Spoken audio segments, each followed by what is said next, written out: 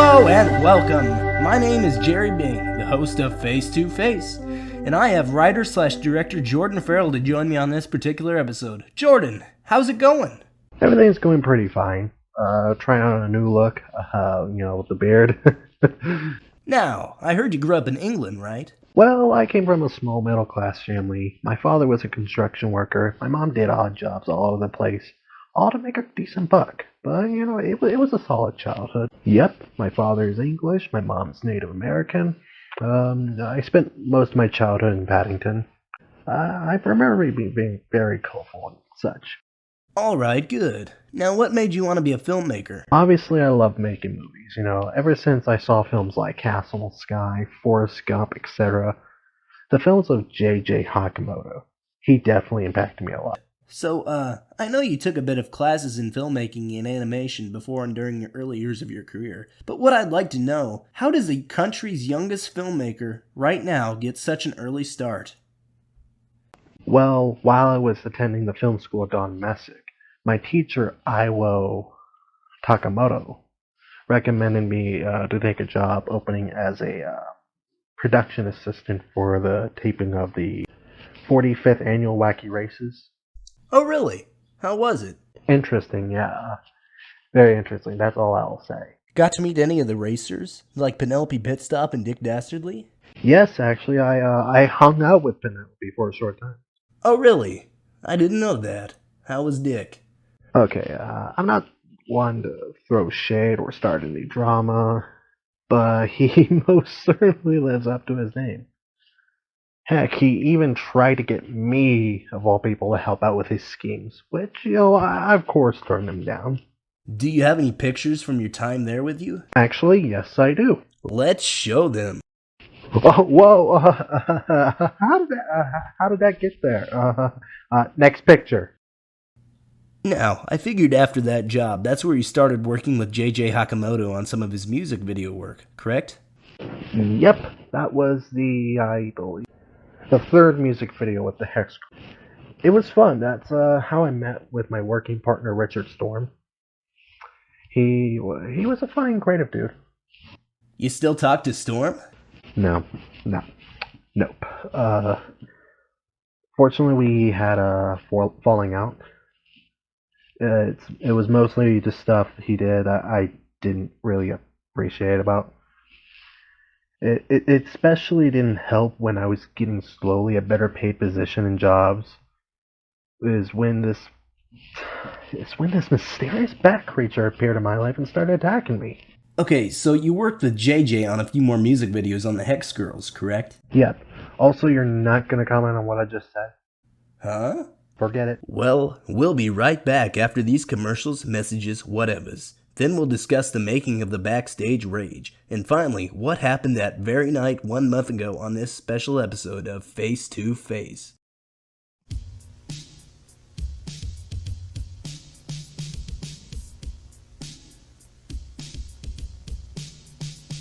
It's spooky. It's scary. It's tasty. Hi there, I'm Frankie. Be sure to check out our very special Halloween themed Fruit Monsters from who the heck knows? I don't even know, and I'm the guy who made them. It's my Halloween dessert.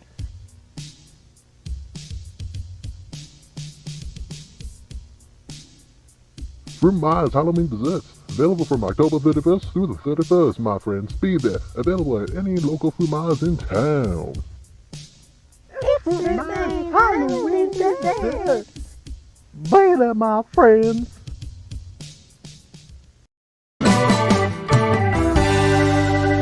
And welcome back!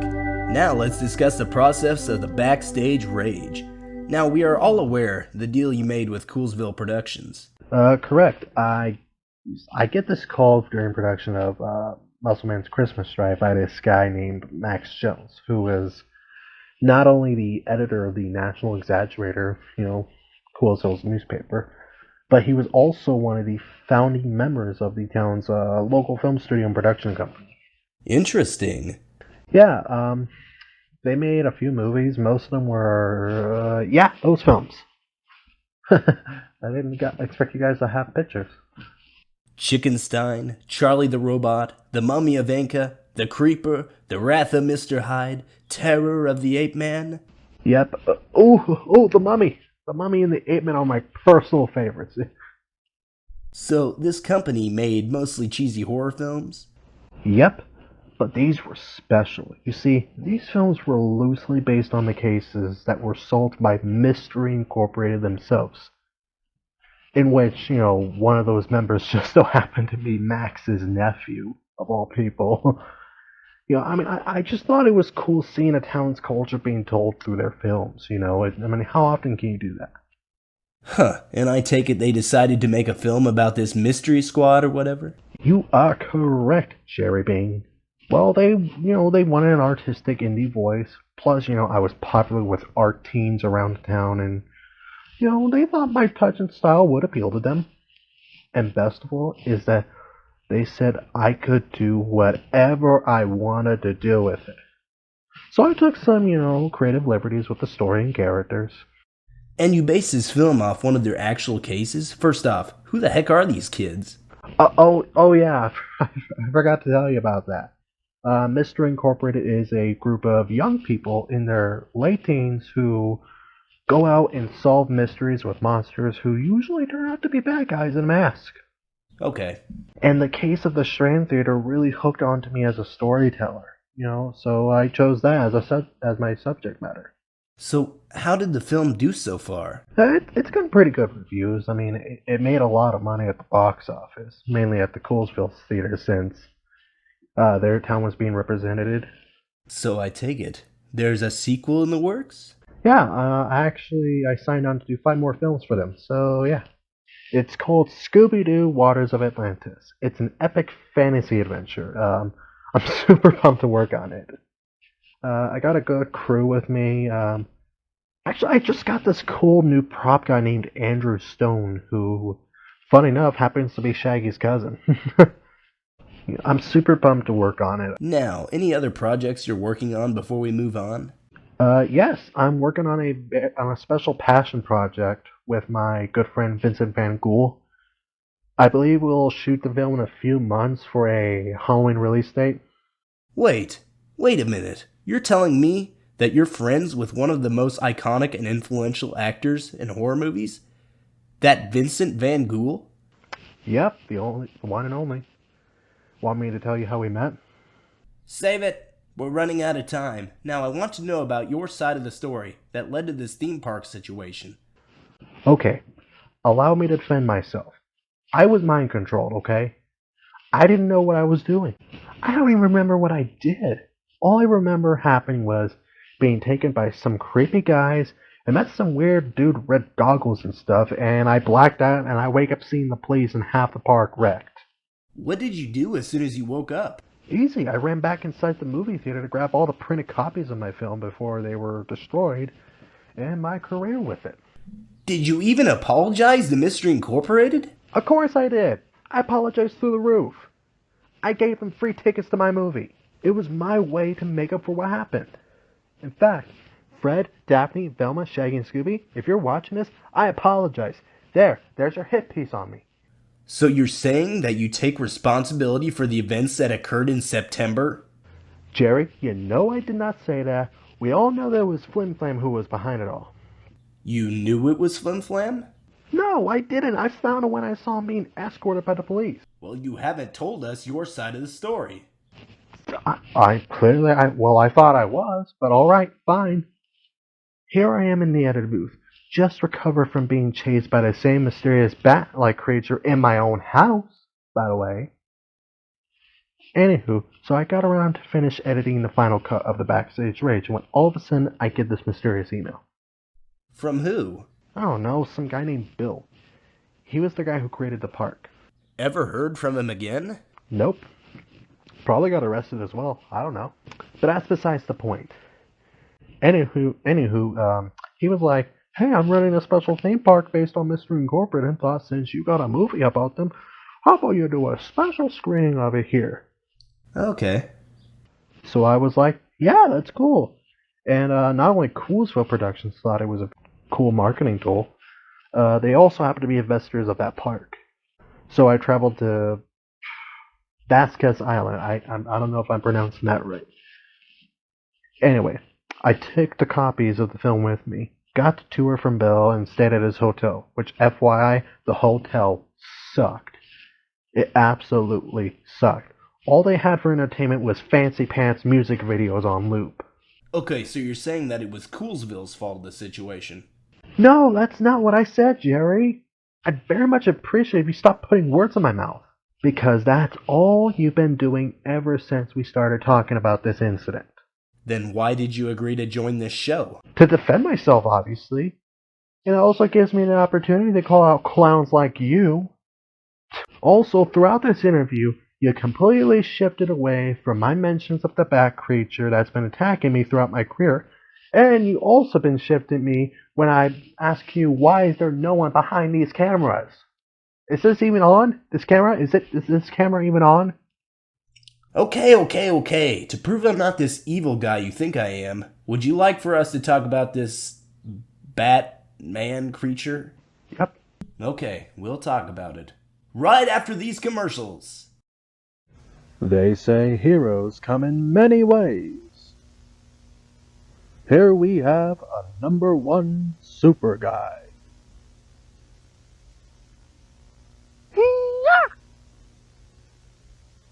Hong Kong Phooey, the motion picture.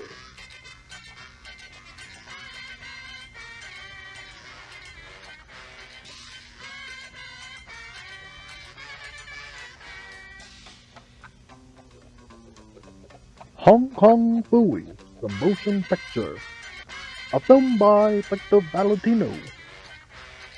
Starring Radley Crown as the hero himself, Hong Kong Phooey, the motion picture. Coming soon to a theater near you. Welcome back. Now before we end the show, we'll be discussing this bat creature that Jordan claims to have been attacked by throughout his 6 years of filmmaking. Got any proof with ya? Yeah, a matter of fact, I do. I have pictures and video footage of the thing. Anyway, that was during my 5th music video with the Hex Girls.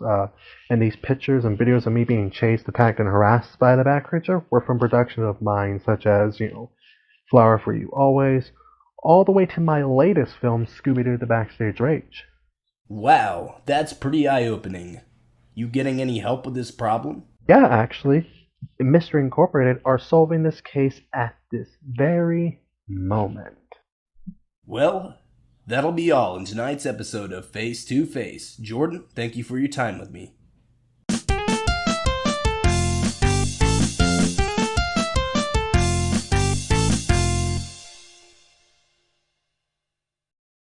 It was not a pleasure.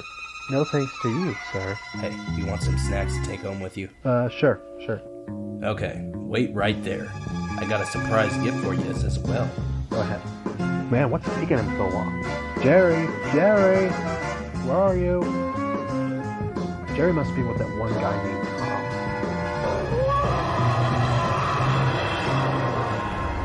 What the heck was that?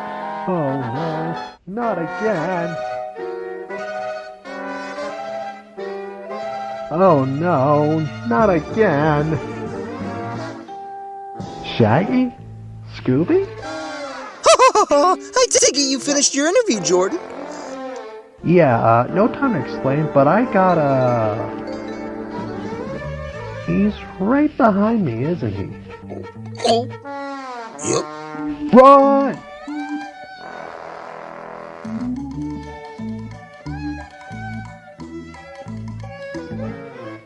No, we can't shoot today's show if you're looking like trash. Ladies, fix him up.